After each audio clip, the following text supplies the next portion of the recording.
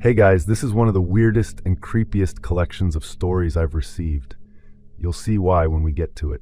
And also a quick update about my studio. It should finally be finished within the next week or so. Once it's done, there are going to be some pretty big changes to the channel, including a few things I've been working on behind the scenes for a while now. I'm really excited, and I think you're going to notice a huge difference. As always, thank you for being here, and let's get into the stories. I'd worked a stretch of long shifts and hadn't been sleeping much.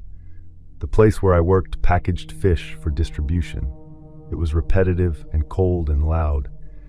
By the time my days off arrived, I usually didn't want to be around anybody. One of my friends owned a cabin out in the woods and had mentioned before that if I ever wanted to get away for a day or two, I could use it. I finally took him up on the offer. My friend used it during hunting season and during the summer. Otherwise, it sat empty. By the time I arrived, I felt like I'd already started relaxing. I looked around the property and texted my friend to let him know I'd made it. He replied saying, "Have fun doing nothing," which was my plan. I kept the windows open for a few hours. There wasn't much cell service, but I had enough to scroll through videos and answer a few messages. The woods around the cabin seemed pretty chill. As evening got closer, I cooked some food and found myself sitting outside again after dark. I heard music. Well, I thought it was music. I couldn't tell where it was coming from. Somebody was having a party somewhere farther out in the woods. There were dirt roads throughout the area and plenty of places people could gather. The sound itself, it didn't sound like country music, rock music, or anything I could recognize. It sounded like a group of voices repeating the same thing over and over. It reminded me of hearing a church service from far away when the wind carries the sound, because it sounded like multiple people speaking together. I sat there listening for a minute. It continued. It felt strange. The voices seemed synchronized in a way that made it difficult to tell whether it was actually a recording or real people. I remember pulling out my phone and checking the time. It was a little after 12. The sound continued for a few minutes. I even stood near the edge of the porch trying to figure out which direction it was coming from. The woods absorbed so much of it that I couldn't tell. Sometimes it seemed farther left. A moment later, something that sounded like gunfire echoed through the area. The first one made me jump. A few seconds later, there were more. I think I heard 3 or 4 altogether. It sure sounded like gunfire. The music or chanting or whatever it was had already been weird. Adding possible gunshots into the mix, man, it was weird. I locked the doors. If people were drinking somewhere nearby and firing guns into the air like idiots, I wanted a locked door between me and them. The strange music eventually faded away. I couldn't hear it anymore. I figured the gathering was ending and everyone was heading home. I spent another hour inside, made another snack, and considered going to bed. Not long after, I heard somebody moving around outside. The cabin had a gravel area around it. It was more than one person. There was no conversation. I walked toward one of the front windows. There were people moving near the edge of the clearing. At least 4. 3 appeared to be men. 1 appeared to be a woman. None of them seemed to be wearing clothes. They were naked. I wondered if they were drunk. Maybe they'd been partying somewhere and were pulling some bizarre stunt. They weren't talking. They weren't interacting with one another, and moved in a way that felt strangely mechanical. It was a weird description. Their arms stayed stiff. Their posture looked unnatural. One of the men turned his head toward the cabin. The movement looked abrupt. The group continued approaching. I realized they were coming toward the front door. I backed away and turned off the lamp nearest me. The cabin became darker. I heard them on the porch. Someone tried the front door handle. I stood frozen in the kitchen area, staring toward the entrance. The lock held. Nobody knocked. Whoever was outside tested the door and stopped. After a few seconds, I slowly moved back toward the window and looked through a narrow gap beside the curtain. All 4 people were standing there. One of the men raised both hands and started making slow motions in the air, like he was tracing shapes with his fingers. The movements were repetitive. Their hands looked dark. The discoloration covered most of his hands and extended up part of his forearms. My immediate thought was blood. That's a serious assumption, and maybe I was wrong. I started paying closer attention to the rest of them. Several appeared to have similar dark stains. The woman had markings on her shoulders and upper chest. One of the men had dark streaks across his stomach. I also noticed tattoos, like painted symbols covering parts of their bodies. The shapes looked geometric, with circles, intersecting lines, and star-like patterns. You know where I'm going with this. I thought more people were approaching. I focused on the tree line and eventually realized there were at least 2 figures standing back there. They were watching. Others were standing silently in the woods, observing whatever this is. Made the situation feel much bigger than I'd thought. The group started moving again. They began slowly circling the cabin. They didn't stay together while doing it. 2 of them would disappear around one side while the others moved around the back. The floor creaked as they walked across parts of the porch. I had no idea where they were standing. I ended up turning off every light inside the cabin and sitting near one of the windows where I could watch. I probably spent close to an hour doing that. I've been around drunk people. I've been around people trying to scare somebody. I've been around hunters, campers, and random weird individuals. People normally talk, they joke around, they argue, they react to things. These people, barely made any sound. Occasionally one would stop and stare toward the cabin for an uncomfortable amount of time. Would continue making those odd hand motions every now and then. I saw the woman tilt her head upward and stand still for what felt like few minutes. I was expecting somebody to start laughing and reveal it was some kind of prank. One of the men came close enough to the side of the cabin that I could see him through a different window. His skin looked dirty, like he'd been outdoors for a long time. There were markings across his chest and shoulders that looked either painted or tattooed. I couldn't tell which. The design reminded me of symbols you'd see in old books or on album covers. The dark stains on his hands were visible. Again, maybe it wasn't blood. But standing there alone in a cabin after hearing strange chanting and possible gunshots earlier, my brain wasn't coming up with many innocent possibilities.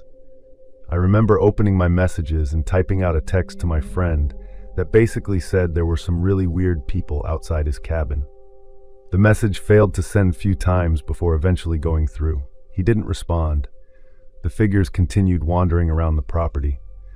The people farther back in the woods never seemed to leave. It felt unreal. It seemed so completely disconnected from normal life. Earlier, I'd been eating chips and watching a movie. Now I was hiding in the dark while a group of silent, naked strangers wandered around outside. After midnight, the group gradually started moving away from the cabin. The first 2 headed toward the tree line. The others followed. I watched them disappear into the darkness. The figures farther back seemed to join them. Within a couple of minutes, they were gone. I felt nervous for a different reason. I had no way of knowing whether they were gone. The woods were huge. For all I knew, they could still be standing, yards away watching the cabin. I stayed awake. The idea of driving through dark forest roads while exhausted didn't seem much safer. I ended up staying where I was. Around 4 in the morning, my friend replied. His first response was basically asking if I was serious. The signal was trash, but I explained everything I had seen.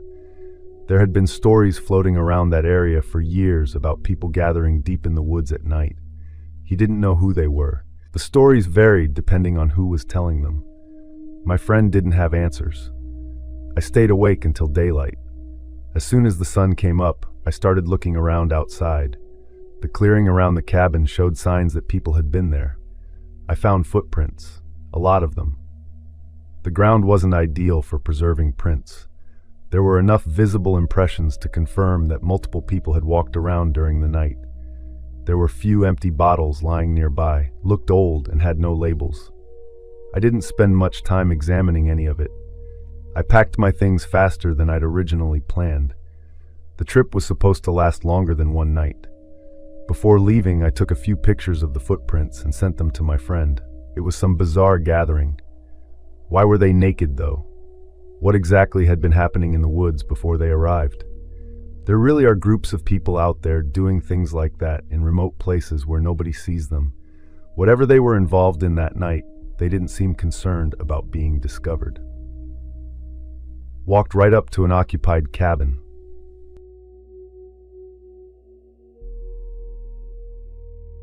Somebody knocked on the front door. My parents had gone out to run errands, and I knew they'd be back before dinner, so I wasn't expecting people. I walked over to the window beside the door so I could see who it was before opening it. A woman was standing on the porch. I had never seen her before. She looked like she was somewhere in her 40s. She looked like someone who might be looking for an address. I opened the door, but kept the screen door closed. She smiled and asked if my mom or dad were home. I told her they weren't. She asked when they would be back. I didn't know. My parents had only said they were going shopping and would be back later. The woman looked past me into the house before asking if I knew where they had gone. Again, I told her I didn't know. She stood there. At the time, I wasn't scared. The conversation was awkward because she kept asking questions and I couldn't help her.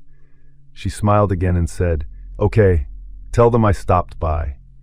I asked who she was. She hesitated and then said a first name that I don't remember. It meant nothing to me. She turned around and walked down the driveway. I watched her leave because I thought she might get into a car parked nearby, but she kept walking down the street until I lost sight of her. When my parents got home, I told them about her. I described her as best I could. Neither of my parents recognized the description. My dad asked if she said what she wanted. I told him she only asked questions about whether they were home and when they would be back. He said it was somebody trying to sell something. A few days later, I was at a friend's house after school. His parents had ordered pizza, and a few of us were playing video games in his basement. I stayed longer because we got caught up playing multiplayer games and completely lost track of time. The walk home wasn't far. I was carrying a backpack and cutting through a side street that connected two neighborhoods. There were houses on both sides, and people were outside doing things. About halfway home, a car slowed down next to me. I assumed the driver was asking for directions, because the roads around our area could be confusing if you weren't familiar with them. The passenger side window rolled down. The same woman from my porch was sitting in the passenger seat. I recognized her. She smiled.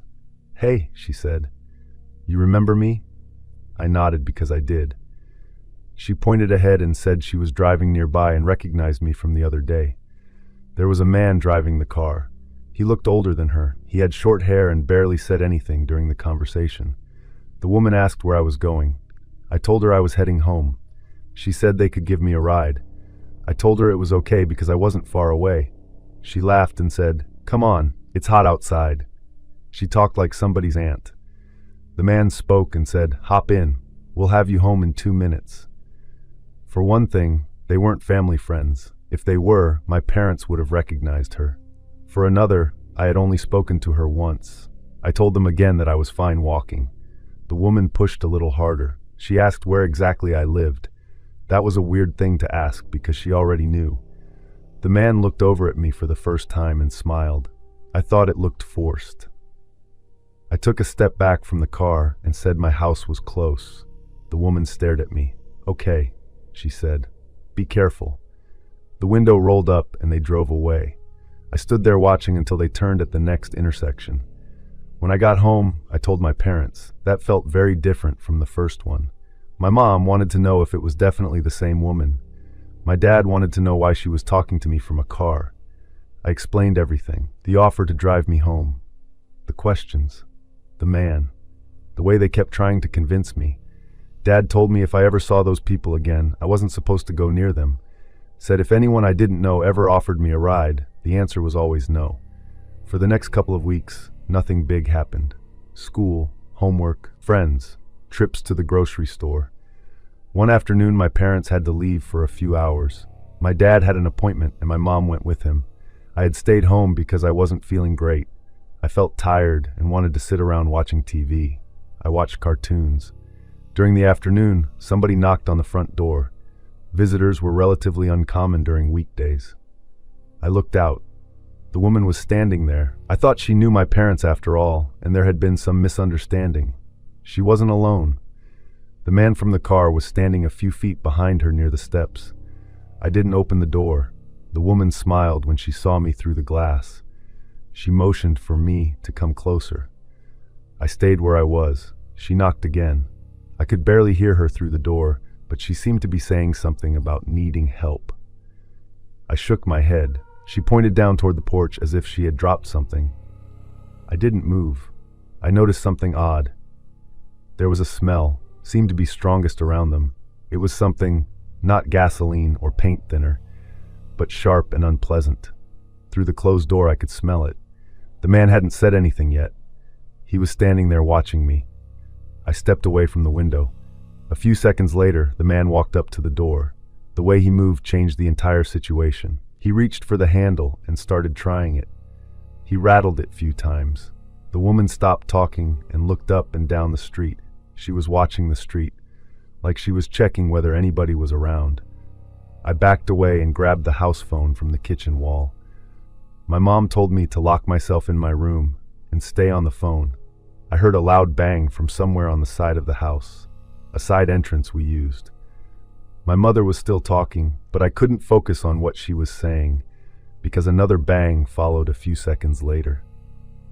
I ran down the hallway toward my bedroom while holding the phone against my ear.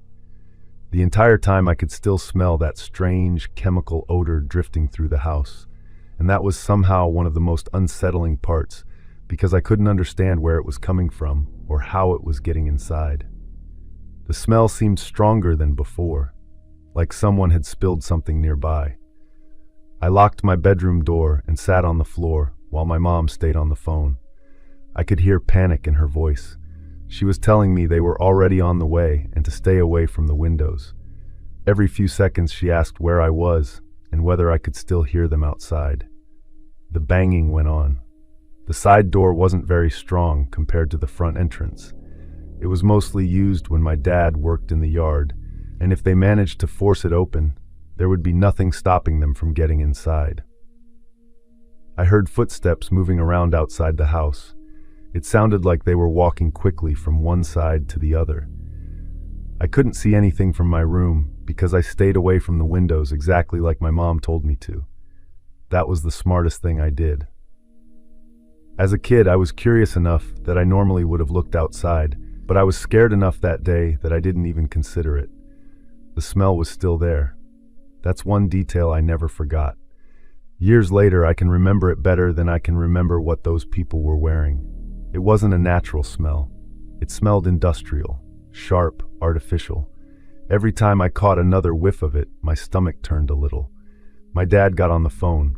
I could hear road noise in the background. He told me they were only a few minutes away and asked if I could still hear the people outside. I told him I wasn't sure. He told me not to move until he got there. I stayed where I was. A few minutes later, I heard a car pull into the driveway. My parents were yelling my name before they even reached the front door. I unlocked my bedroom and ran out to meet them. The first thing both of them noticed was the smell. Neither of them asked about it beforehand. Neither of them knew I had smelled it too. My mom asked, "What is that?" before I even brought it up. The odor was faint by then, but present near the front of the house. Dad came back inside looking concerned.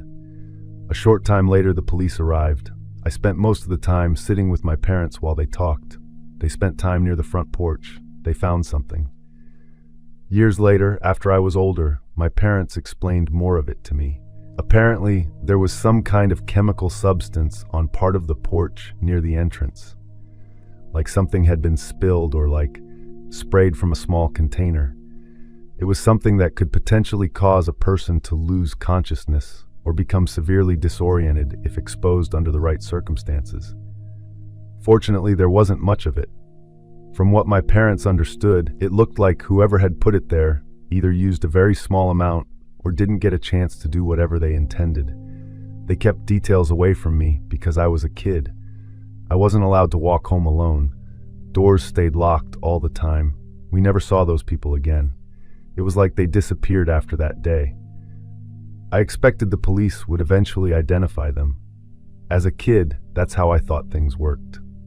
I assumed somebody would recognize them, or a neighbor's camera would capture a license plate or something, would eventually lead somewhere.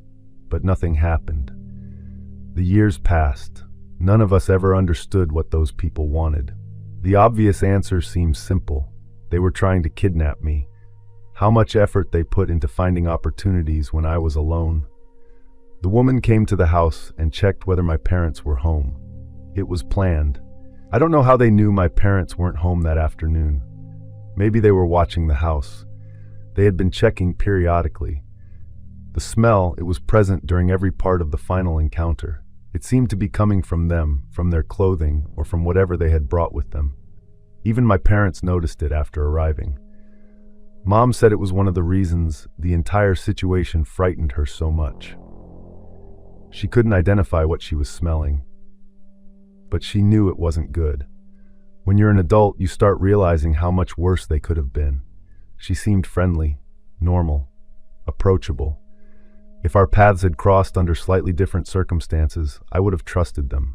I was young enough to believe adults generally meant well. Whatever their plan was, it ended when they realized I wasn't opening that door. My friend and I spent a lot of time in the woods behind our neighborhood when we were teenagers. We were at that age where you had enough freedom to disappear for most of the day, as long as your parents generally knew where you were. The woods were kind of our default place whenever we were bored. There were trails people used for hiking, but there were also huge sections that didn't really have any paths. If you spent enough time out there, you eventually started recognizing landmarks the same way you recognize streets in a town. That period of my life was good. School, video games, hanging out with friends, trying to avoid homework whenever possible. My friend lived only a few streets away from me, so we saw each other constantly. We would leave one of our houses in the morning and just wander around until dinner. The woods were interesting because there was always something random back there. People dumped things out there. Because of that, finding unusual objects wasn't really a big thing.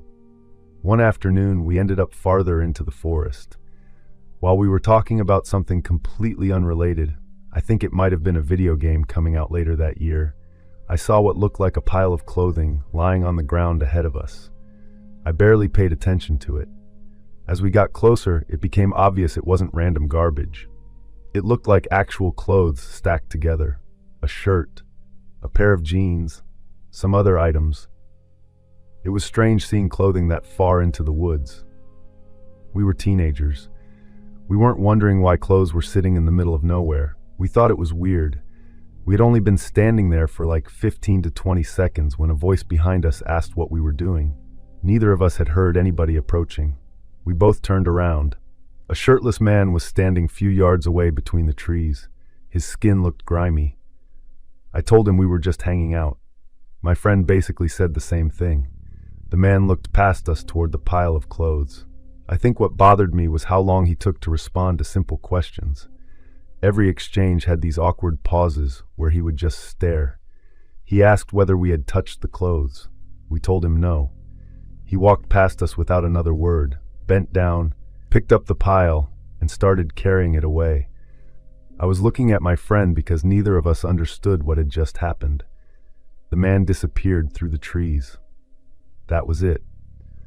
We figured the clothes belonged to him. He had left them there earlier for some reason. We stayed in the woods for another hour or so. While we were making our way back toward the neighborhood, my friend saw someone walking through the trees off to our right. When I looked over, I recognized the man. He was wearing different clothes than before. I remember a dark-colored shirt. He seemed to be moving in the same direction we were. Every time we'd catch sight of him, he'd be somewhere off between the trees. My friend said, "Is that the same guy?" I told him I thought so. The woods were huge. There was no reason for him to keep appearing near us over and over. He was standing still. We decided to leave. We weren't even sure why we were nervous. The guy hadn't threatened us. We ended up jogging for part of the way back. The trees blocked visibility constantly, so there was no way to know where he was. Once you're back somewhere familiar, it felt less serious. We went to my friend's house and spent the rest of the afternoon there. His bedroom was upstairs and had a window facing the woods. We were sitting near that window later in the day talking. Somebody walking along the tree line. I asked my friend to come look. The same man was standing near the woods behind the property, looking toward the houses. The woods stretched behind multiple properties. Why was he there? My friend went downstairs and told his parents. His dad checked the backyard and didn't find him. For the rest of the evening, they treated it like some strange local guy wandering around. I tried doing the same, but things didn't end there. A few days passed after that. Nothing happened during that time. We weren't sitting around convinced some dangerous person was following us. Around that time, my parents were both working. I was home alone, often during the afternoons, and sometimes my friend would come over.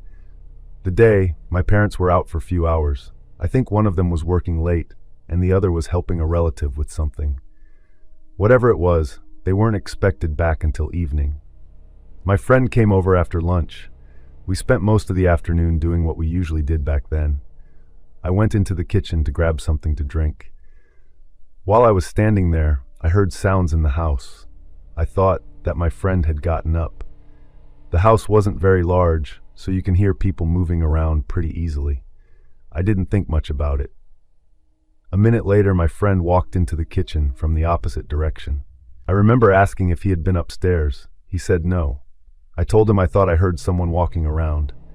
We went back to what we were doing. A little while later, we both heard sounds. This time, there wasn't much room for confusion. It sounded like a door closing somewhere upstairs. We both looked toward the staircase at the same time. I asked if one of my parents had come home early. Neither of us had heard a vehicle pull into the driveway. Normally we would have. I got up and checked the front window. No sign that anyone had arrived. My friend said there was a ghost upstairs. That was about the level of seriousness we were treating the situation with at that point. We decided to go upstairs and check. The hallway was empty. Bedroom and bathroom doors were open. We started heading back downstairs. While we were standing near the top of the staircase, another sound came from somewhere inside the house. A heavy object had been moved. My friend stopped and looked at me. The sound hadn't come from outside. We started checking rooms one at a time. The sound seemed to be coming from downstairs now. I started feeling nervous. Something didn't make sense anymore. We headed downstairs carefully. The television was still playing where we'd left it. Then my friend, he pointed. Some man was standing near the hallway. I recognized him. The man from the woods. I hadn't seen him in several days, but there was no doubt it was him. His hands, they looked coated in some kind of dark substance. I can compare it to used motor oil. Even now I'm not sure what it was. And marks on his arms. They looked like burns, damaged skin. The man was looking at us. His expression was hard to describe. He started talking. That bothered me for years. His voice sounded really creepy, like two different people were taking turns speaking. I don't know if that's what was happening or if panic was affecting the way I remember it. I only know what it sounded like to me. The words themselves barely made sense. He kept asking questions and answering them himself. His speech jumped from one topic to another. A few times he addressed us directly. He was talking to somebody who wasn't there. My friend said, "That's him," as if there were any chance I hadn't recognized him. We ran out the front door. I couldn't tell whether the man was following us or not. A relative of mine lived close enough that we could reach their house on foot. Trying to explain what happened was harder than I expected. A strange man from the woods had somehow gotten inside my house. They called the police, and they started heading toward my house. My friend and I mostly sat there trying to calm down. The adrenaline crash was awful, my hands shaking. I had left everything at my house. We were told that nobody could find the man. He was gone. By the time anyone started looking for him, he had plenty of time to leave. As strange as the man's voice sounded, and as unsettling as his behavior was, I think he was probably a real person dealing with issues I didn't understand as a teenager. What scares me is how many chances we had to encounter him before things escalated. Every time, there was a part of me that knew something wasn't right. It wasn't until he was standing inside my house that the reality of the situation hit me. I've had scarier moments in the sense that I've been in accidents and emergencies since then. Life gives you all kinds of experiences as you get older. But I've never had another experience that left me with so many unanswered questions. Who was he? Why was he carrying those clothes in the woods? What was on his hands? Why was he talking the way he was? We still bring it up whenever we happen to talk about things that happened when we were younger. Nobody saw him again. Part of my brain still connects those woods with that period of my life. Of everything that happened back then, that's the one thing I never forgot.